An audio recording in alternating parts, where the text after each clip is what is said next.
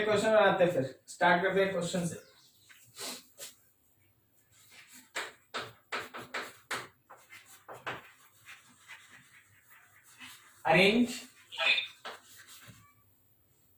arrange these spaces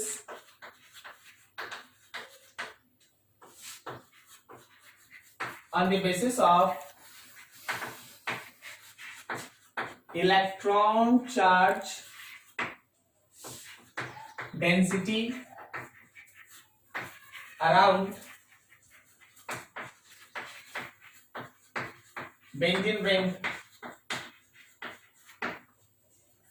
मान लो जैसे तुम लोगों के पास कुछ स्पेसेस है, जैसे लास्ट टाइम लोग हाइपर कंजुगेशन में डिस्कस किए थे कि अगर हम लोगों के पास कुछ स्पेसेस है तो उनके अराउंड में कभी भी इलेक्ट्रॉनिक चार्ज डेंसिटी अगर मेजर करना पड़ता है तो हाइपर कंजुगेशन का रोल हम लोग देखते हैं। तुम्हारे पास है कुछ एग्जांपल, जैसे मान लो हम लोगों के पास है ये बेंजीन रिंग और इससे जुड़ा है CH3, फिर तुम्हारे पास एक बेंजीन रिंग, इस बेंजीन रिंग से जुड़ा है CD3, नेक्स्ट है तुम लोगों के पास एक और बेंजीन रिंग, इससे जुड़ा है CH3 और CH3, एक और हम लोगों के पास बेंजीन रिंग और इससे जुड़ा है CD3 और एक और CD3। चलो इन चारों स्पेसेस को बेंजीन रिंग के अराउंड में जिसमें सबसे ज्यादा नेगेटिव चार्ज डेंसिटी है उसके बेसिस पे इंक्रीजिंग या डिक्रीजिंग ऑर्डर में अरेंज कीजिए। देखिए लास्ट एक क्लास किए हैं आप लोग, ठीक है, उसके बेसिस पे इस इलेक्ट्रॉनिक चार्ज डेंसिटी जो बेंजीन रिंग के अराउंड में होगा उसके बेसिस पे इसको अरेंज करो। ठीक है, चलो बना फटाफट। 1 2 4 3। सबसे ज्यादा किसका?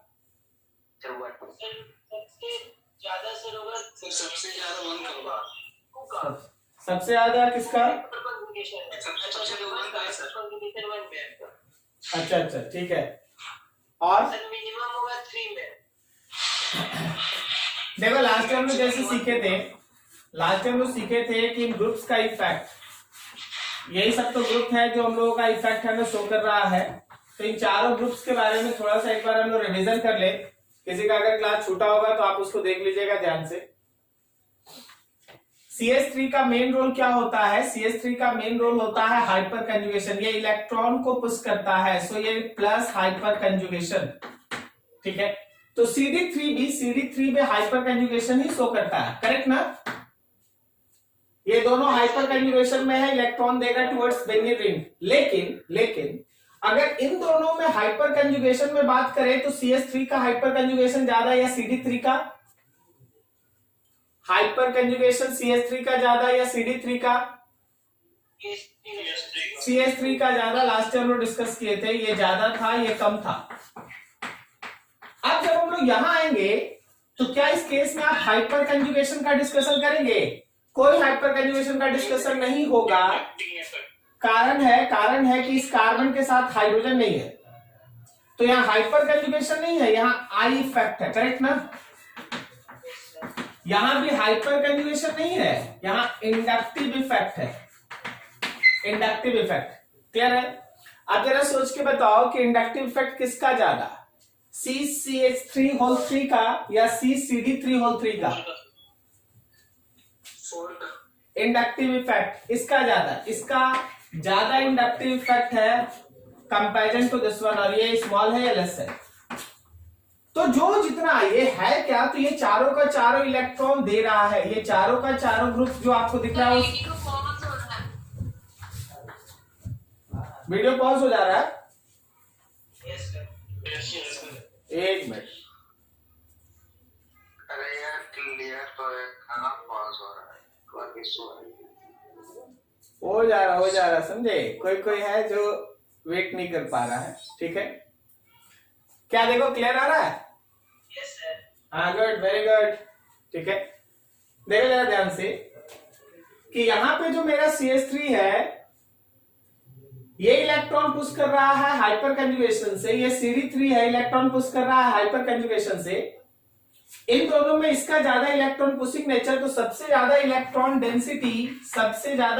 डेंसिटी 1 में, करेक्ट ना? उससे कम कौन?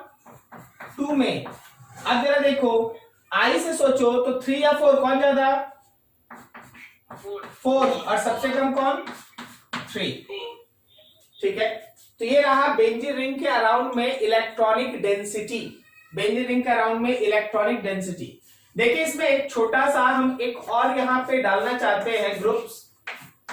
ये ग्रुप आज का डिस्कशन है, ये ग्रुप एक्चुअली आज का डिस्कशन है। ये C के साथ 3 Cl, ये C के साथ 3 Cl actually reverse hyper conjugation को जनरेट करता है। Reverse hyper conjugation. Generally hyper conjugation में क्या हो रहा था? जनरल हाइपर कंजुगेशन में ये था कि जो भी मेरे पास एक्टिव कार्बन था उससे जुड़ा हुआ हाइड्रोजन अपना पेयर ऑफ इलेक्ट्रॉन इधर दे रहा था, सही है ना? यही हम लोग डिस्कस कर रहे थे, फिर ये इलेक्ट्रॉन इधर। तो यहाँ पे ये पेयर ऑफ इलेक्ट्रॉन दिया जा रहा था, मतलब ये था सिंपल, इसको हम प्लस हाइपर कंजुगेशन कहते हैं। प्लस हाइपर कंजुगेशन इसलिए कहते हैं क्योंकि इलेक्ट्रॉन देने के बाद जो ग्रुप्स मेरे पास बचता है, इलेक्ट्रॉन्स देने के बाद जो ग्रुप मेरे पास बचता है वो कुछ ऐसा हो जाता है। यहां पे बिना बॉन्ड का H+, यहां पे आ जाता है माइनस, ये रहा डबल बॉन्ड, सही जा रहा है ऐसे ये वाला।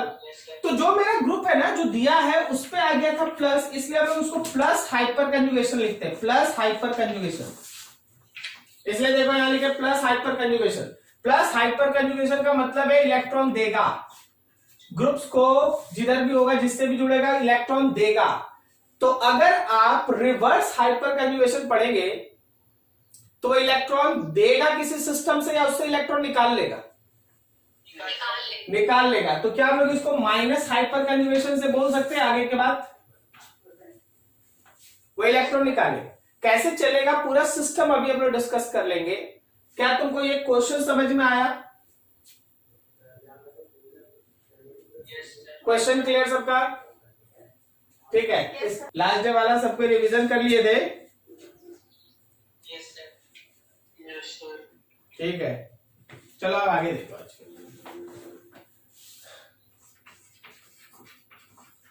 Reverse hyper conjugation. मेरे पास एक सिस्टम है ऐसा, ऐसा। आपके पास यहां कोई हैलोजन होगा जिसमें फ्लोरीन नहीं हो, ठीक है ना? X can be chlorine, bromine and iodine. Specially it have empty D orbital. बस ये ध्यान रखना कि एम्प्टी डी ऑर्बिटल होना उसके पास जरूरी है। मेनली आपको क्लोरीन मिलने वाला है, क्लोरीन, ब्रोमीन, आयोडीन तीनों हो सकता है, लेकिन आपको किस बात पे ध्यान रखना है कि उसमें एक खाली डी ऑर्बिटल होना चाहिए, ठीक है ना? अब देख होता है इस एम्प्टी डी ऑर्बिटल की बदौलत यहां का जो सिस्टम है इन रिवर्स हाइपर कंजुगेशन, देख बॉन्ड कैसे अपने आप को just reverse of general hyper conjugation में शिफ्ट करता है उसको समझो। होता क्या है ना कि जनरल हाइपर कंजुगेशन में यहां हाइड्रोजन होता था, वो इलेक्ट्रॉन दे के जाता था, but in reverse hyper conjugation यहां हैलोजन है और वो इस इलेक्ट्रॉन को अपनी तरफ खींचेगा। जब इलेक्ट्रॉन को अपनी तरफ खींचेगा, क्योंकि इसके पास खाली डी ऑर्बिटल है, तो इलेक्ट्रॉन को खींच के अपने खाली डी ऑर्बिटल के अंदर रखेगा। इस पे डेवलप होगा प्लस, तो उस प्लस की वजह से ये पाई इलेक्ट्रॉन खींच के यहां से यहां चलाएगा। And the figure is like that. तुम्हारा सिस्टम ऐसा बन जाएगा, bond C, double bond C, यहां पे एक्स पे माइनस हो गया और इस पे आ गया प्लस। समझो जरा, ये पेयर ऑफ इलेक्ट्रॉन ऊपर गया, दैट क्रिएट्स एक्स नेगेटिव। उसी समय यहां पाई इलेक्ट्रॉन यहां से शिफ्ट करके यहां चला गया, ये क्रिएट किया इस कार्बन पे plus. This system is example of reverse hyperconjugation. Reverse hyperconjugation में पेयर ऑफ इलेक्ट्रॉन सिस्टम से बाहर हैलोजन अपनी तरफ खींच लेता है, हैलोजन ये अपनी तरफ खींचता है। और उसका कारण ये है कि उसके पास एम्प्टी डी ऑर्बिटल है जिससे वो इलेक्ट्रॉन को बाहर खींच लेता है, ठीक है? अब यहां भी बहुत सावधानी से चीज का आंसर देना पड़ता है। यहां गौर करना कि कंजुगेटेड सिस्टम के बगल वाले कार्बन के पास हैलोजन होना चाहिए। यह है जो माइनस हाइपर कंजुगेशन शो कर रहा है। बट जरा गौर करना, बट अगर हम ऐसा लिखते, अगर हम इस तरह का एक सिस्टम आपके सामने बना देते, समझो, क्या ये system reverse hyper conjugation show करने के कैपेबल है? नहीं, क्योंकि यहां पे हैलोजन चाहिए था, ये तो double bond, sorry single bond लगातार आ गया ना। Can not shows hyper conjugation, या हाइपर कंजुगेशन शो नहीं कर सकता। तो आपको थोड़ा समझना पड़ेगा। अगर कहीं निगेटिव हाइपर कंजुगेशन है तो वो इलेक्ट्रॉन डेंसिटी को घटा रहा है। अगर कहीं निगेटिव हाइपर कंजुगेशन है तो वो इलेक्ट्रॉन डेंसिटी को घटाता है। देखो जरा एग्जांपल, सो -Hc और reverse hyper conjugation will decrease electron density of system का इलेक्ट्रॉन डेंसिटी घटा दिया जाता है, ठीक है। जबकि +Hc में क्या था कि वो सिस्टम का इलेक्ट्रॉन डेंसिटी बढ़ाता है, जबकि -Hc में वो सिस्टम का इलेक्ट्रॉन डेंसिटी घटा देता है। क्लियर हो रहा है? Now see that example, question देखो, मान लो तुम्हारे पास ये एक मॉलिक्यूल है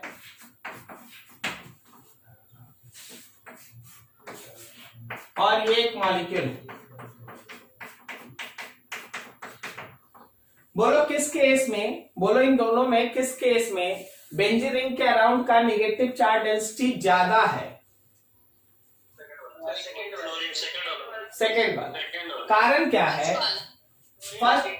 फर्स्ट वाले में ये 3 ऐसा है, 3Cl have -Hc, so electron density decreases, क्योंकि वो इलेक्ट्रॉन को बाहर खींच लेगा ना। लेकिन बताओ क्या फ्लोरीन हाइपर कंजुगेशन शो कर सकता है? नहीं, उसके पास एम्प्टी ऑर्बिटल नहीं है। नो हाइपर कंजुगेशन, इसमें हाइपर कंजुगेशन होगा ही नहीं, केवल और केवल -I इफेक्ट होगा, -I इफेक्ट, सही ना?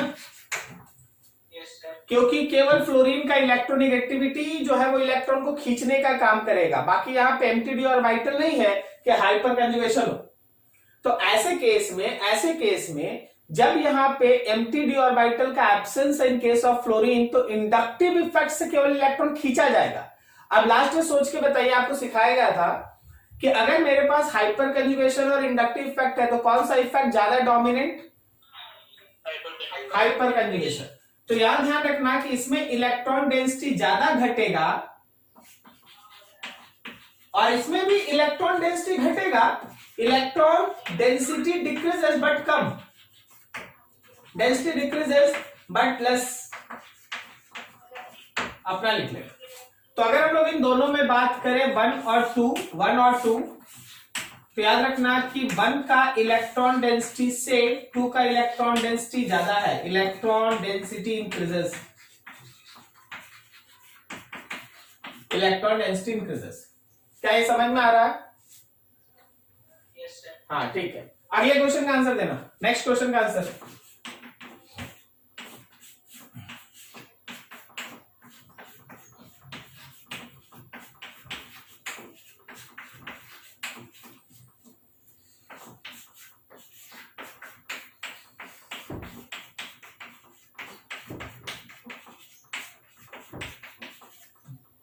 देखो सेम क्वेश्चन, बेंजीन रिंग के अराउंड का इलेक्ट्रॉन डेंसिटी आपको बताना है, इंक्रीजिंग या कोई भी। यहां C के साथ CCl3 है, CCl3 है, CCl3 है। सोच के बताओ कि फर्स्ट और सेकंड में किसमें इलेक्ट्रॉन डेंसिटी बेंजीन रिंग में ज्यादा होगा? फर्स्ट वाला। क्यों ऐसा फर्स्ट वाला? सर फर्स्ट में कम माइनस इफेक्ट और क्या है? हाइड्रोजन हो नहीं सकता। हाँ वेरी गुड, यही वर्ड ज्यादा इंपॉर्टेंट है। यहाँ जो भी होगा वो होगा माइनस आई फैक्ट, सही ना?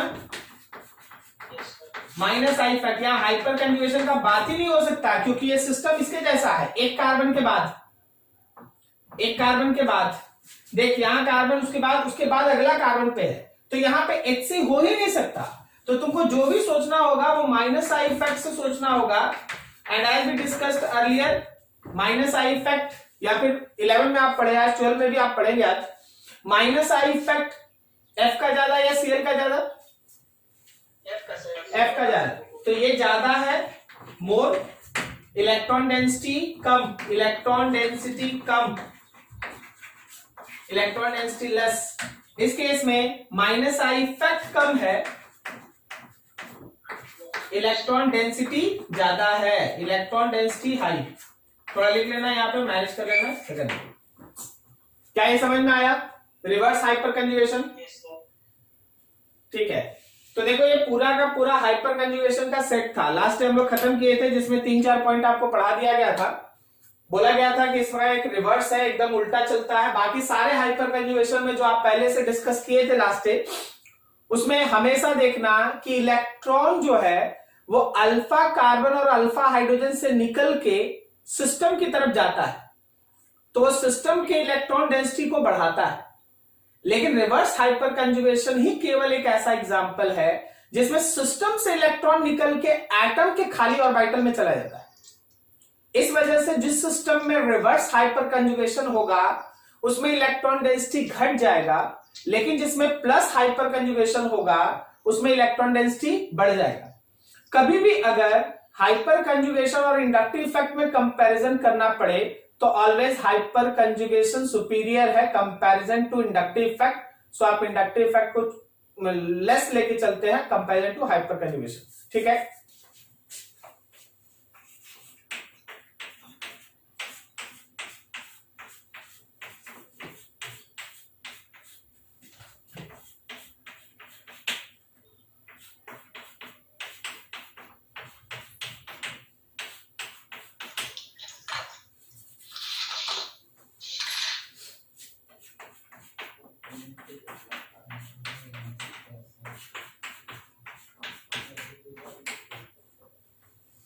सही है सब? चलो मान लो जैसे हम लोग इस बॉन्ड का लेंथ लिखते हैं, इस बॉन्ड को कहते हैं अल्फा, इस बॉन्ड को कहते हैं बीटा, ये बॉन्ड है हम लोगों का गामा, और मान लो जैसे ये बॉन्ड है उसको डेल्टा कह देते हैं, ठीक है। ये 4 बॉन्ड है, 4 बॉन्ड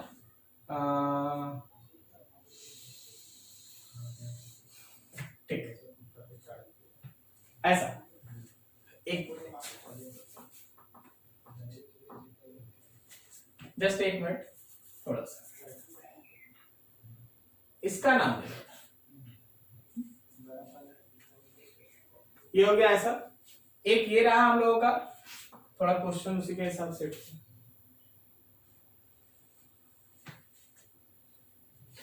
यहां पे तुम थोड़ा ध्यान देना, यहां पे जरा गौर करना। एक और बॉन्ड लिख लेते हैं, 1 2 हो गया, और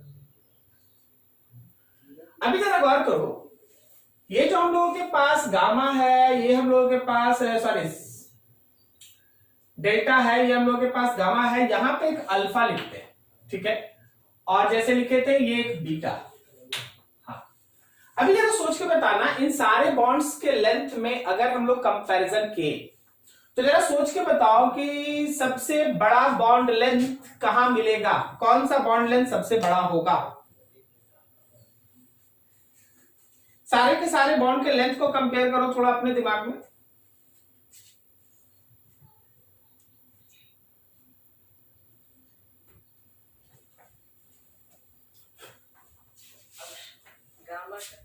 गामा, गामा क्यों सबसे बड़ा?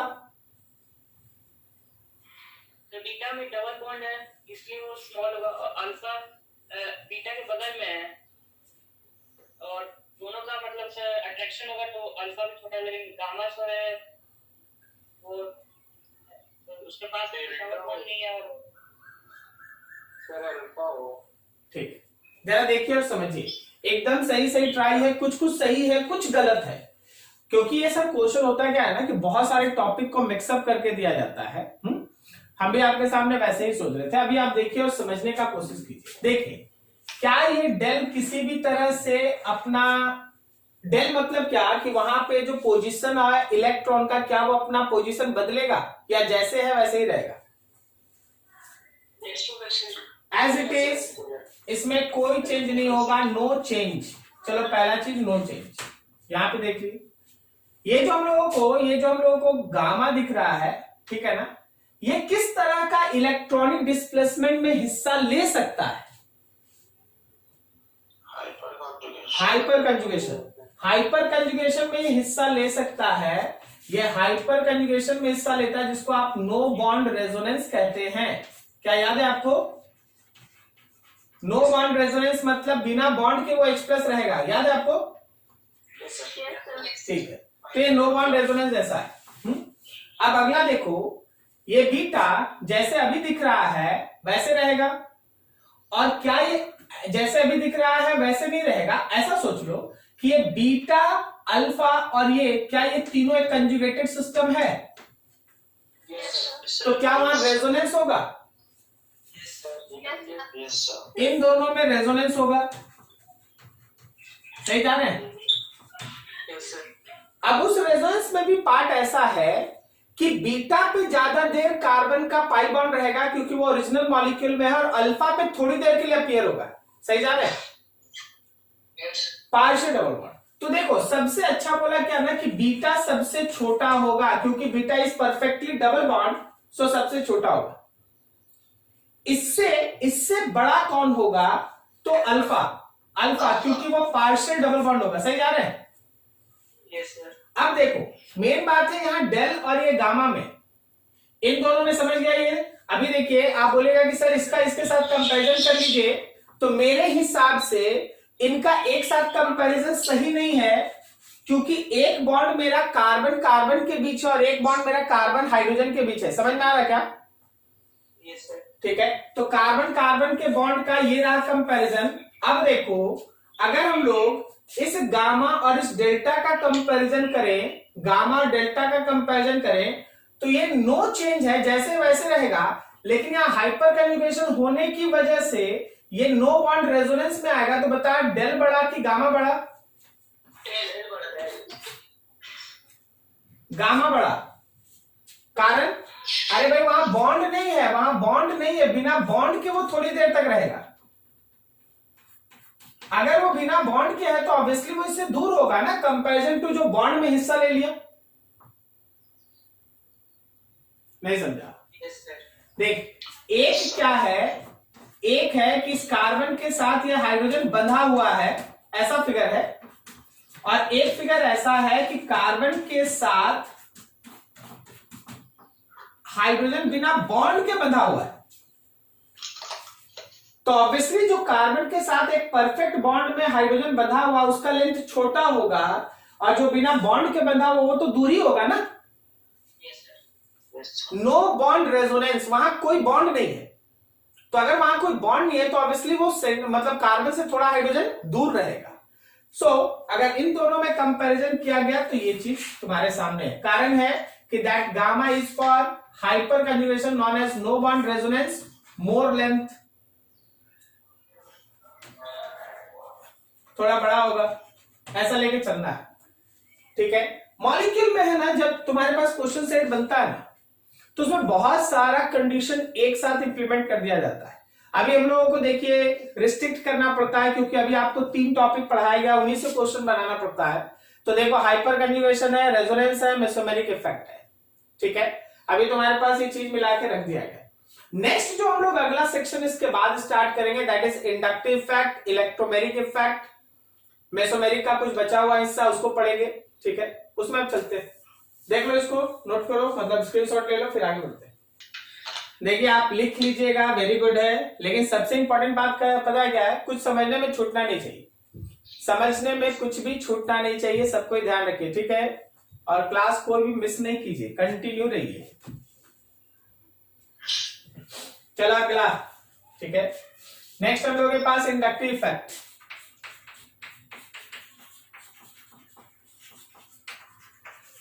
Inductive effect, I effect. देख है क्या ये, this is actually shifting of sigma bonded electron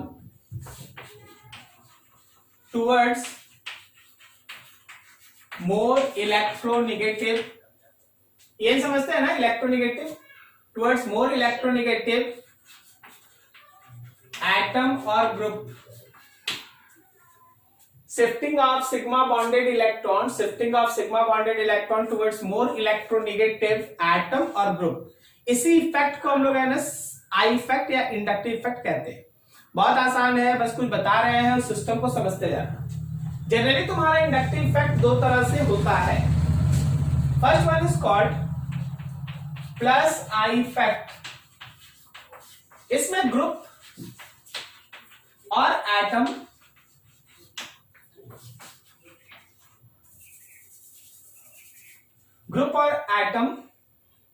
have pushing effect करते हैं, less En value, so electron pushing effect, उसका इलेक्ट्रोनेगेटिविटी वैल्यू उस ग्रुप या एटम का कम होता है, तो वो इलेक्ट्रॉन पुश करने का काम करता है, इलेक्ट्रॉन को पुश किया जाता है। जैसे मान ले हम लोगों के पास ये है कार्बन का एक चेन, और इस कार्बन चेन के साथ कोई ए जुड़ा है, लेकिन पता चला ऐसा कि जो इलेक्ट्रोनेगेटिविटी है ए का वो कम है इलेक्ट्रोनेगेटिविटी कार्बन से। अगर ए का इलेक्ट्रोनेगेटिविटी कार्बन की इलेक्ट्रोनेगेटिविटी से कम है, तो इस इलेक्ट्रॉन पेयर को, इस इलेक्ट्रॉन को ये कार्बन अपनी तरफ खींचेगा। आप ऐसा बोल सकते हैं कि कार्बन उस इलेक्ट्रॉन को अपनी तरफ खींच रहा है, या आप इसका रिवर्स बोल सकते हैं कि ग्रुप इलेक्ट्रॉन को पुश कर रहा है, ग्रुप इलेक्ट्रॉन को पुश कर रहा, सही है ना? ठीक है, तो जरा सोच के बता, ऐसे केस में जो हम लोगों के पास ग्रुप है उस पे कैसा चार्ज अपीयर होगा? Positive charge appear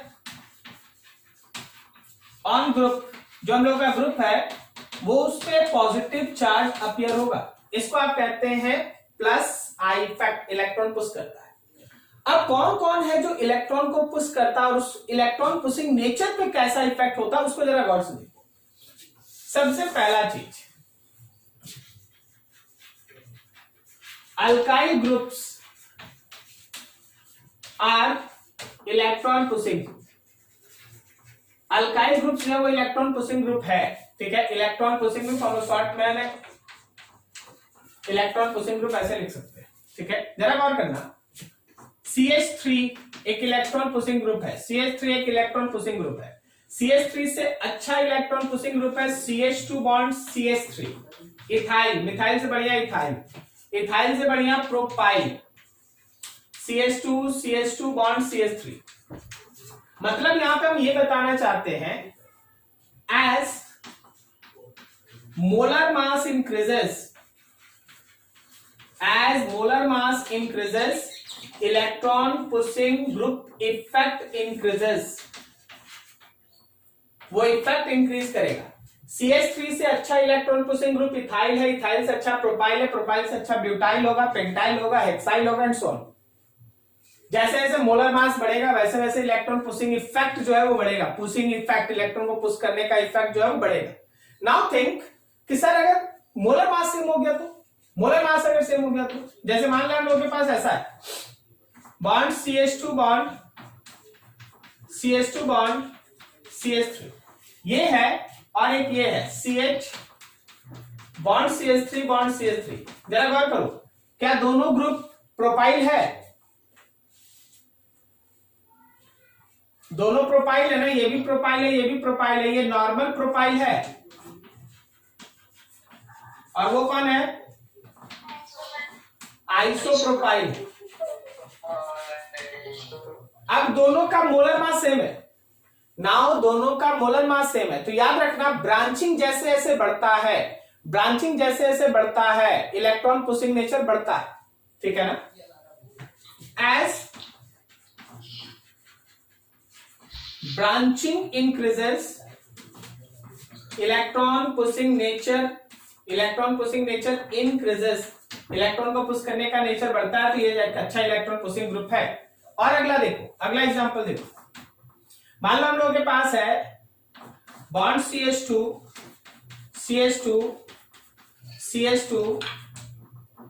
CH3 butyl, अगला ब्यूटाइल का CH2 बॉन्ड CH, इधर एक CH3 और एक CH3 ये, वो भी ब्यूटाइल है, दैट इज कॉल्ड आइसोब्यूटाइल।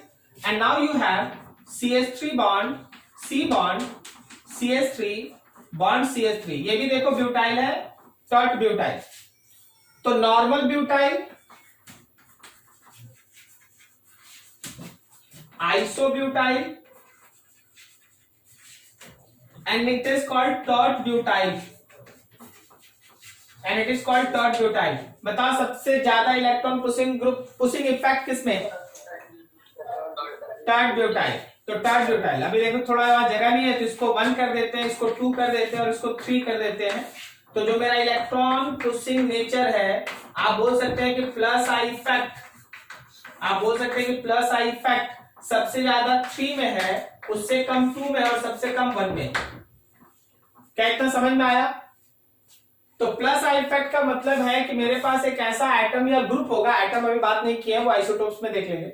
मेरे पास ऐसा एटम या ग्रुप होगा जो इलेक्ट्रॉन को पुश करने का काम करेगा, क्योंकि उस ग्रुप का इलेक्ट्रोनेगेटिविटी जिससे वो जुड़ा है उससे कम, इस ग्रुप का इलेक्ट्रोनेगेटिविटी जिससे वो जुड़ा है उससे कम। ठीक है, तो ऐसे केस में इलेक्ट्रॉन पुशिंग नेचर आता है, और उसी इलेक्ट्रॉन पुशिंग नेचर को हम लोग प्लस आई इफेक्ट कहते हैं। याद रखना, इंडक्टिव इफेक्ट में सिग्मा बॉन्डेड इलेक्ट्रॉन का ट्रांसफर नहीं होता, सिग्मा बॉन्डेड इलेक्ट्रॉन का शिफ्टिंग होता है। ट्रांसफर का मतलब हुआ कि इलेक्ट्रॉन यहां से चल के यहां चला गया, शिफ्टिंग का मतलब हुआ थोड़ा खिसक गया, बस बीच में था थोड़ा खिसक गया, जैसे शिफ्टिंग।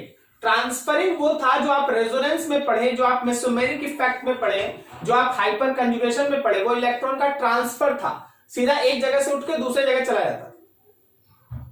ठीक है, लेकिन inductive effect is not the transfer of electron, it is just a shifting of electron towards more electronegative atom और ग्रुप। जो ज्यादा इलेक्ट्रोनेगेटिव एटम या ग्रुप होगा उधर शिफ्ट कर जाएगा थोड़ा। इसी शिफ्टिंग की वजह से जिसकी तरफ गया वो माइनस हुआ, और जिससे थोड़ा दूर गया उस पर partial positive charge, partial positive partial negative. जबकि रेजोनेंस, मेसोमेरिक और हाइपर कंजुगेशन में देखना कंप्लीट प्लस और कंप्लीट माइनस तुम लिख रहा था। इस केस में इस पे तुम लिखेगा पार्शियल पॉजिटिव, तो इस ग्रुप पे ऊपर लिखेगा partial negative, partial positive partial negative. वो सब हम लोग आगे देख लेंगे, अच्छे से देख लो, कोई डाउट है बात कर लेते हैं। चलो देखो ध्यान से, इसी में दो पॉइंट आप पढ़े, थर्ड देखिए। If any atom or group have negative charge, it act as electron pushing group। कोई भी एटम या ग्रुप के ऊपर अगर नेगेटिव चार्ज है तो ध्यान रखना वो इलेक्ट्रॉन पुश करेगा, वो प्लस आई इफेक्ट शो करेगा। ठीक है ना, plus I effect is shown. जैसे एक एग्जांपल देखो, अगर हम तुमसे बोले कि देखो जी CH3 bond CH2 bond CH2 के बाद एक C double bond O bond O minus है, C double bond O bond O minus है, तो याद रखना कि यहां पे माइनस है, माइनस होने की वजह से it is acting as a plus I effect group, मतलब ये एक इलेक्ट्रॉन पुशिंग ग्रुप की तरह काम करेगा। अगर हम तुम्हारे सामने लिखते हैं CH3 bond CH2 bond O minus, तो ऑक्सीजन पे जो माइनस है वो इसको एक इलेक्ट्रॉन पुशिंग ग्रुप बनाता है, प्लस आई इफेक्ट वाला ग्रुप बनाता है, प्लस आई इफेक्ट। तो कोई भी ऐसा ग्रुप या एटम जिसपे माइनस है याद रखना वो इलेक्ट्रॉन पुश करने का काम करता है, इलेक्ट्रॉन को पुश करने का काम करता है, वो प्लस आई इफेक्ट शो करता है। ठीक है, तो अल्काइल ग्रुप्स और उसके बाद अब माइनस, इसमें भी आइसोटोप्स का भी इफेक्ट होता है। अगला पॉइंट,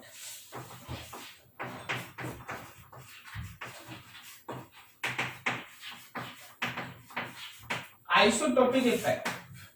हमेशा ध्यान रखिएगा इलेक्ट्रॉन पुशिंग नेचर में सबसे हाइड्रोजन से अच्छा इलेक्ट्रॉन पुश करता है ड्यूटेरियम, और ड्यूटेरियम से अच्छा इलेक्ट्रॉन पुश करता है ट्राइटियम। यह हाइड्रोजन का 3 आइसोटोप्स, हाइड्रोजन है, ड्यूटेरियम है, ट्राइटियम है। ट्राइटियम बेसिकली लेते नहीं है क्योंकि ये रेडियो एक्टिव है, ये रेडियो एक्टिव होने की वजह से आपको जनरल केस में नहीं लिया जाता, but still you think about this too, hydrogen and deuterium. कौन अच्छा इलेक्ट्रॉन पुश करता है? ड्यूटेरियम। ड्यूटेरियम अच्छा इलेक्ट्रॉन पुश करता है कंपैरिजन टू हाइड्रोजन। ठीक है, रीजन है that is a heavier isotope. Heavier isotopes के अंदर इलेक्ट्रॉन खुद ज्यादा होता है, वो इलेक्ट्रॉन को पुश कर सकता है। अगर कोई इलेक्ट्रॉन आ रहा है तो उसको पुश किया जा सकता है।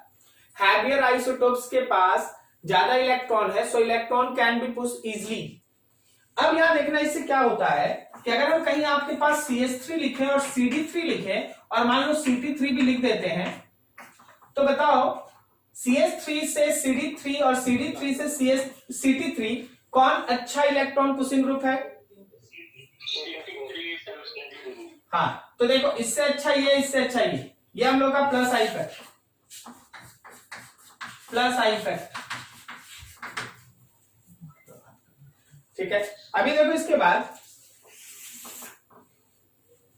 मान लो जैसे अगला एक एग्जांपल देते हैं। सपोज हम लोग के पास है C bond CH3 CH3 CH3। अभी आप इसका क्वेश्चन देख ही रहे थे, बॉन्ड C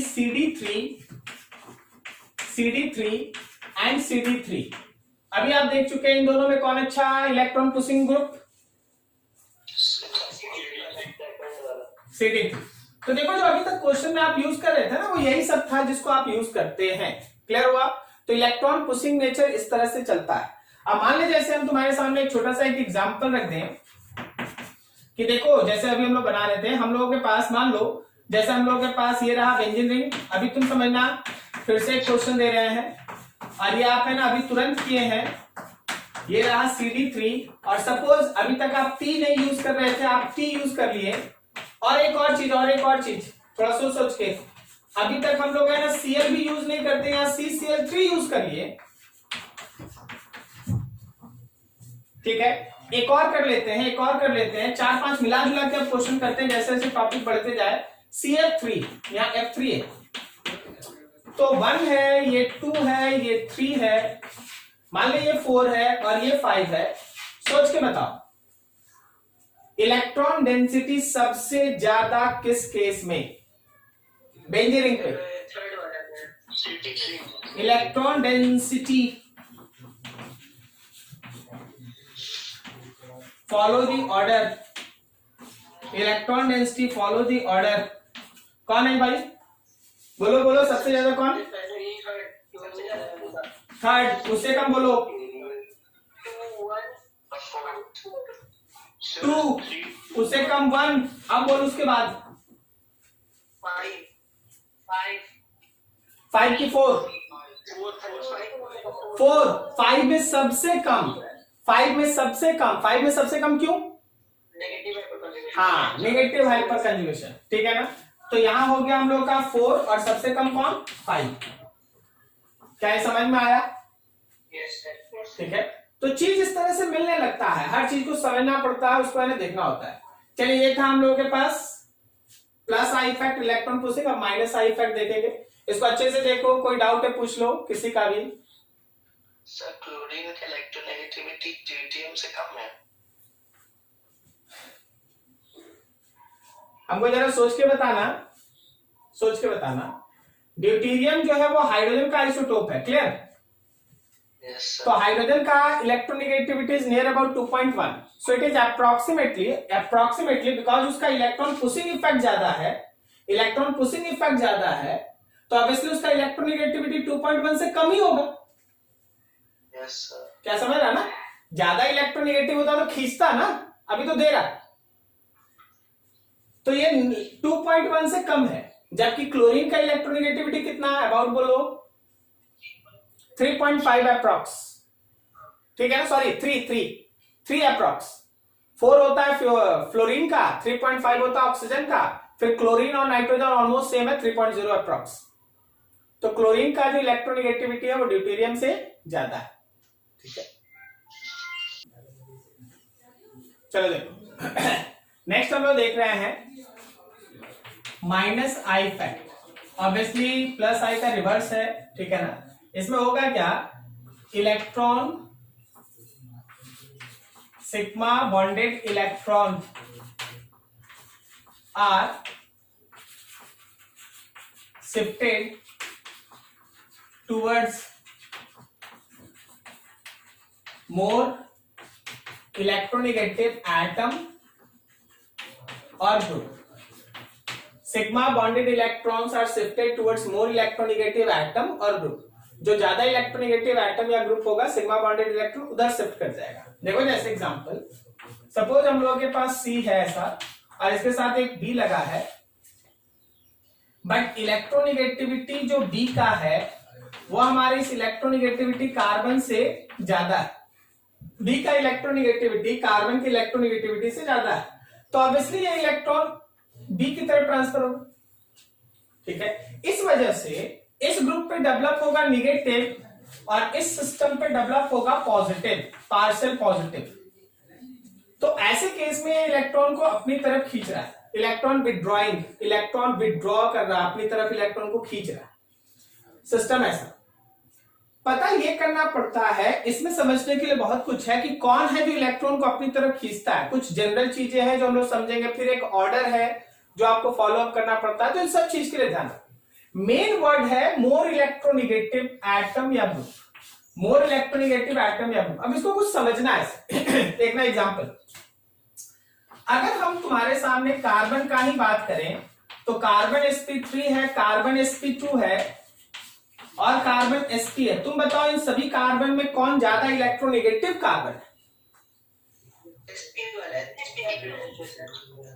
sp। जैसे जैसे s कैरेक्टर बढ़ता है वैसे वैसे इलेक्ट्रोनेगेटिविटी बढ़ता है। कोई दिक्कत नहीं जी, ठीक है। तो इलेक्ट्रोनेगेटिविटी इंक्रीजेस। अब देखो नाइट्रोजन ले लो जो sp3 है और नाइट्रोजन ले लो जो sp2 है और एक नाइट्रोजन ले लो जो sp है। क्या फिर से सेम कॉन्सेप्ट लगा सकते हैं? Yes sir. ठीक है। तो sp3 से sp2 और sp2 से sp ज्यादा electronegative, electronegativity increases, electronegativity increase करता है। अब यहां पे देखना जनरल चीज समझना कि अगर हम तुम्हारे सामने कार्बन, नाइट्रोजन, ऑक्सीजन और फ्लोरीन ले लें, किसका इलेक्ट्रोनेगेटिविटी ज्यादा? Fluorine sir. फ्लोरीन उससे कम ऑक्सीजन, सही ना? ये भी इलेक्ट्रोनेगेटिविटी इंक्रीजेस, करेक्ट है। नाउ थिंक, एक ट्विस्ट है यहां पे। अगर आप इन सब चीज को मिक्स कर दिए, देखो ये पहला वाला सेक्शन, ये दूसरा वाला सेक्शन और ये तीसरा वाला सेक्शन, तीनों को अगर आप मिक्स कर दिए, you get order like that, you get order like that. Carbon which is sp3 hybridized से ज्यादा इलेक्ट्रोनेगेटिव होता है carbon which is sp2 hybridised, इससे ज्यादा होता है nitrogen which is sp3 hybridised, उससे ज्यादा होता है carbon which is sp hybridized, उससे ज्यादा होता है nitrogen which is sp2 hybridised, उससे ज्यादा होता है nitrogen which is sp hybridized, then होता है ऑक्सीजन और तब होता है fluorine. There is some exception यहां पर,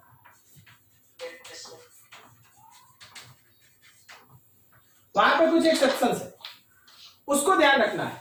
नाइट्रोजन जो sp3 हाइब्रिडाइज्ड है वो लेस इलेक्ट्रोनेगेटिव होता है comparison to carbon which is sp hybridized, जबकि जनरल केस में कार्बन कम है, जनरल केस में कार्बन कम है। लेकिन यहीं पे एक तुम्हारे पास एक्सेप्शनल टर्म चलता है, उसको आपको ध्यान रखना पड़ता है, ठीक है। क्वेश्चन भी उसी हिसाब से होता है। अब देखो जैसे हम क्या बताना चाहते हैं, कुछ एग्जांपल्स में आप समझिए। मान लीजिए हम तुमसे कह दे कि देख भाई CH3 है, CH2 है, बॉन्ड CH2 है और उसके बाद भी CH है, डबल बॉन्ड CH2 है। तुम इस पूरे मॉलिक्यूल को दो हिस्से में डिवाइड कर लो। एक पोर्शन ये रहा और एक पोर्शन ये रहा। समझ में आ रहा है? बताओ दोनों में कौन है जो इलेक्ट्रॉन को अपनी तरफ विड्रॉ करेगा, कौन है जो प्लस आई इफेक्ट शो करेगा, कौन है जो माइनस आई? ये क्या शो करेगा, प्लस आई या माइनस आई? ये क्या शो करेगा, प्लस आई या माइनस आई? माइनस आई। ये इलेक्ट्रॉन को अपनी तरफ खींचेगा, माइनस आई इफेक्ट। तो ये ध्यान रखना, ये इलेक्ट्रॉन को पुश करेगा, प्लस आई इफेक्ट। सही है? Yes sir. ठीक है, अगला एग्जांपल देखिए। तुम्हारे पास बोल दिया गया CH3 bond, CH double bond CH, bond C triple bond CH। अब देखो, ये जो तुम्हारे पास ग्रुप है उसमें कार्बन मौजूद है विच इज sp2 हाइब्रिडाइज्ड, लेकिन ये ऐसा है जिसमें कार्बन मौजूद है विच इज sp हाइब्रिडाइज्ड। सो ये ज्यादा electronegative, yes sir. Yes sir. तो ये माइनस आई इफेक्ट शो करेगा, ये इलेक्ट्रॉन को पुश करेगा। समझ में आया? Plus I effect. समझ में आ रहा? अगला देखो, नेक्स्ट एग्जांपल। मान लो हम लोगों के पास है CH3 bond, CH2 bond, N bond, H bond, C triple bond CH। General case से जाएगा तो कार्बन और नाइट्रोजन में नाइट्रोजन मोर इलेक्ट्रोनेगेटिव, तो लगता है ये इलेक्ट्रॉन इधर खींचेगा। करेक्ट ना? लगता है, हम बोल नहीं रहे, सही है। लेकिन जब तुम इस लाइन को याद रखेगा तो देखेगा कि नाइट्रोजन अगर sp3 हाइब्रिडाइज्ड है तो वो कम इलेक्ट्रोनेगेटिव है, और कार्बन अगर sp हाइब्रिडाइज्ड है तो वो ज्यादा इलेक्ट्रोनेगेटिव है। क्या समझ में आया? Yes sir. बोलो, कौन इलेक्ट्रॉन को अपनी तरफ खींचेगा? सी वाला जो कार्बन, ये वाला, ये इलेक्ट्रॉन को अपनी तरफ खींचेगा, माइनस आई इफेक्ट, और ये इलेक्ट्रॉन को पुश करेगा। क्या समझ में आ रहा है? प्लस आई। अभी और भी अच्छा एग्जांपल्स है, थोड़ा आप नोट करें फिर आगे बढ़ते हैं। चलो, थोड़ा दिमाग लगाना, तो थोड़ा सा बहुत इजी कर लिया, तुरंत बता रहा है, थोड़ा सा एक तो बताना।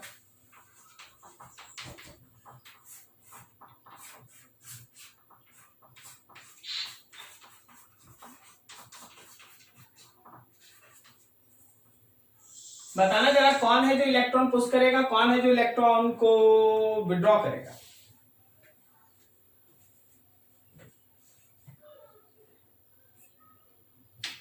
सर बेंजीन जो है वो विड्रॉ करेगा। क्यों? sp hybridized, sp2 hybridized, sp3 hybridized है सर, कार्बन के सामने वाला। कहाँ तुमको sp3 हाइब्रिडाइजेशन दिखा? इसमें एक भी कार्बन नहीं है जो sp3 है। sp2 है, मतलब दोनों। हाँ, तो दोनों तो sp2 है। एक सेकंड। हाँ, एक सेकंड। हाँ, रुके हुए।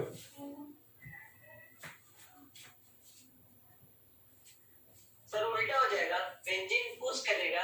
अच्छा, पुश क्यों वो करेगा? ज्यादा है सर, अब पुश क्यों वो करेगा? ज्यादा है। नहीं, देखो, जब ऐसा टर्म आए ना तो उसके अंदर चेक करो कि उसके अंदर sp2 देख, sp2 तो उसमें sp2 करके ऐसा है ना 6 गो है। क्या समझा? हाँ, इसके अंदर sp2 करके 6 एटम है ना, 6 कार्बन है ना, इसके अंदर तो 2 ही है। तो कौन है जो इलेक्ट्रॉन विड्रॉ करेगा? जिसमें ज्यादा इलेक्ट्रॉन विड्रॉ करने वाला ग्रुप है। करेक्ट? समझ में आया क्या? Yes sir. यस। तो ये वाला जो ग्रुप है, ये वाला जो बेंजीन रिंग वाला तुम्हारा ग्रुप है, ये इलेक्ट्रॉन को अपनी तरफ खींचेगा, माइनस आई। तो उस समय इसको चाहो नहीं चाहो, इसको इलेक्ट्रॉन को पुश करना पड़ेगा, प्लस है। चलिए, बढ़िया। तो अब बता दीजिए कि अगर 2 को बेंजीन रिंग है तो क्या होगा? इक्विलिब्रियम से आ जाएगा। क्या बोला? इक्विलिब्रियम से। इस केस में एक को इलेक्ट्रॉन को खींचना है और एक इलेक्ट्रॉन को पुश करेगा। कोई भी एक, अगर कोई डिफरेंस नहीं है तो कुछ भी, लेकिन अगर कोई भी माइनर भी डिफरेंस आप क्रिएट कर देते हैं तो वो डिसाइडिंग फैक्टर हो जाता है। फिर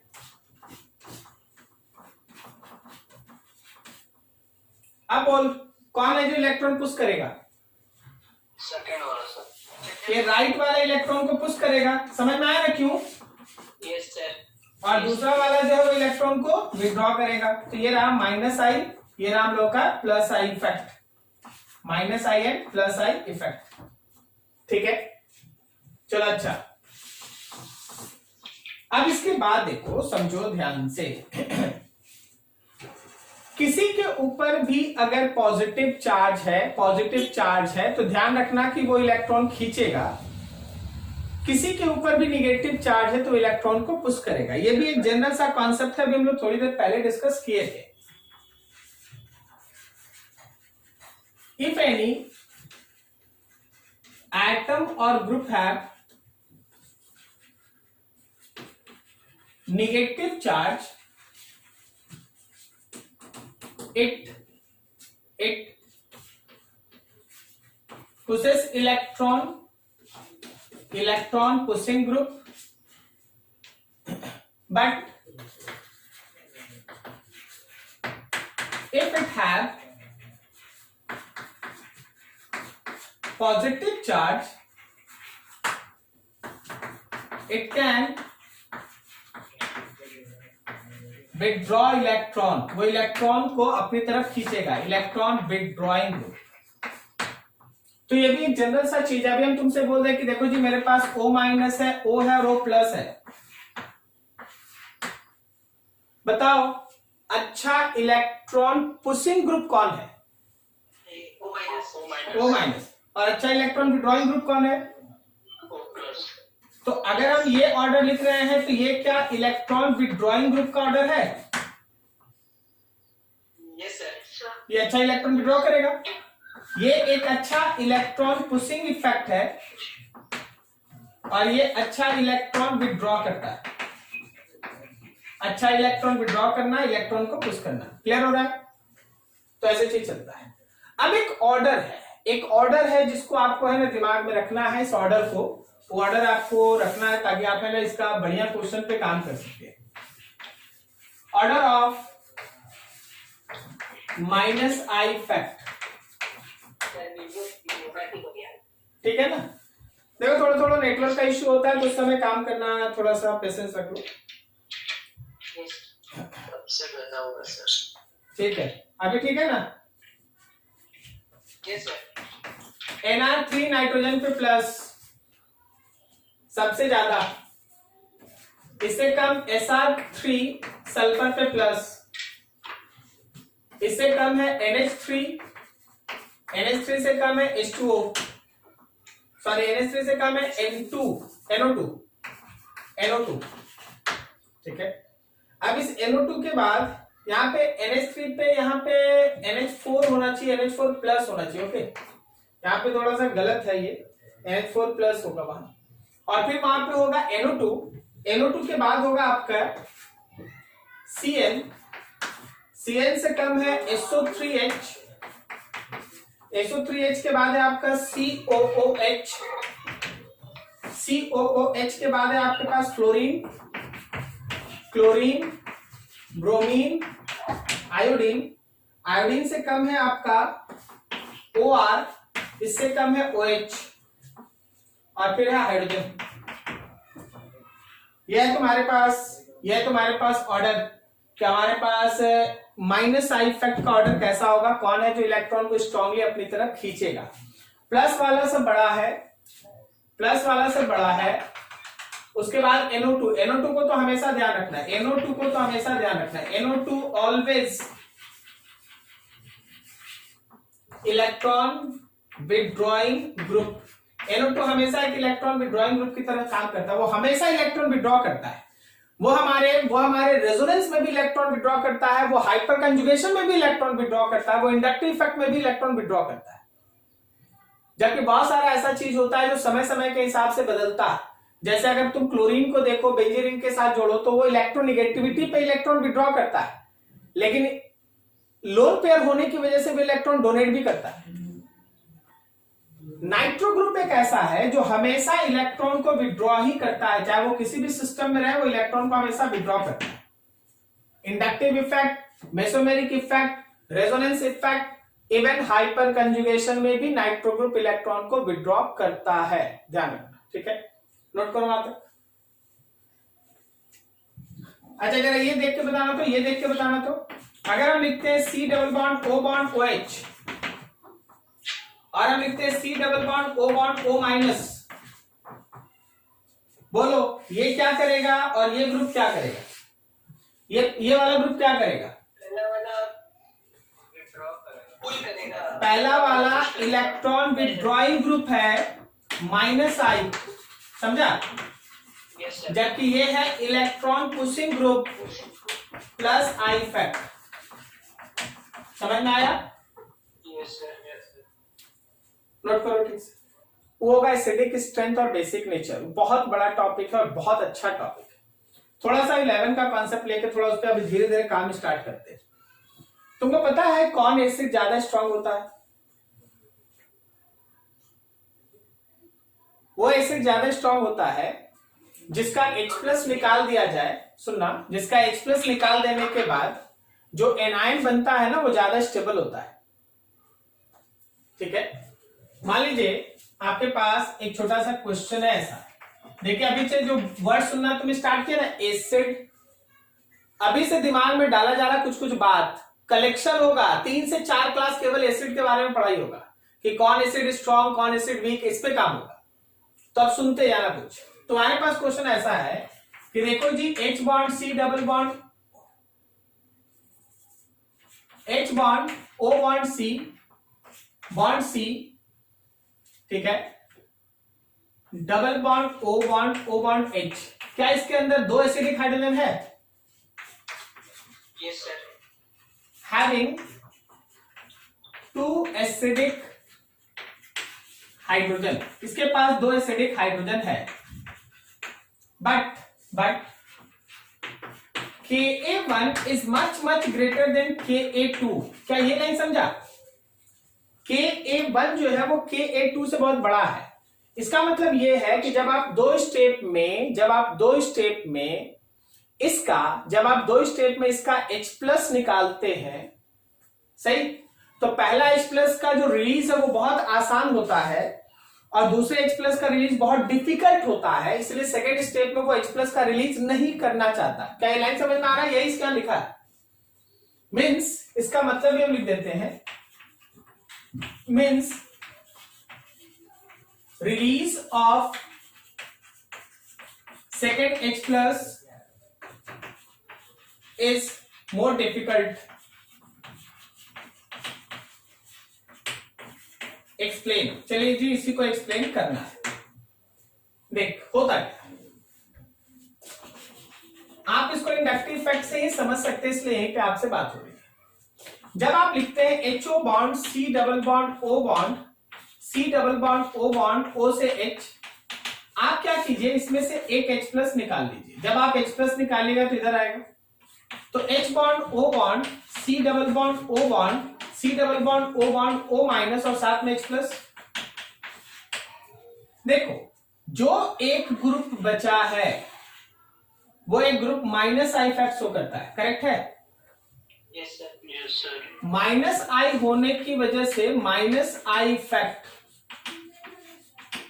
सो anion can be stabilized, anion stabilized होगा, हेंस मोर एसिडिक, इसलिए ये अच्छा एक एसिड है, ये इसका एसिडिक कैरेक्टर ज्यादा है। लेकिन जब तुम इसका दूसरा H+ निकालने जाता है तो अब देखो H bond O bond C double bond O bond C, पहले से ये एनायन बना हुआ है और तुम इसमें से ये सेकेंड H+ को निकाल रहा है, तो अब जो मेरे पास O पे माइनस आएगा उसमें जो ग्रुप मौजूद है, ये ग्रुप पहले से मौजूद था, तो ये कौन सा इफेक्ट शो करेगा?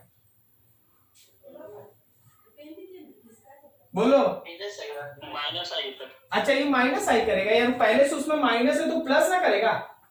Yes sir. इलेक्ट्रॉन पुश में करेगा।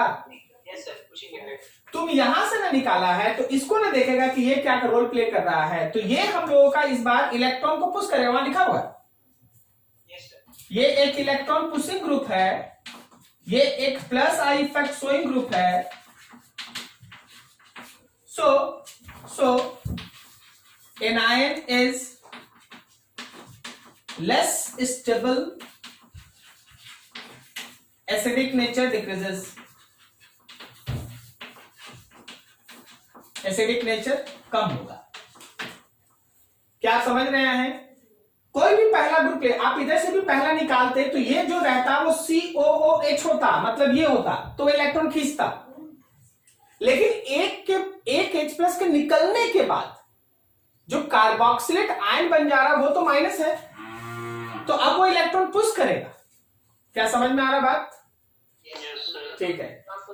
This type of group effect, देख H रह जाने से ये माइनस है, H हट जाने के बाद एनायन बनने से प्लस आई इफेक्ट शो करता है. इन्हीं सबको ध्यान रखना पड़ता है.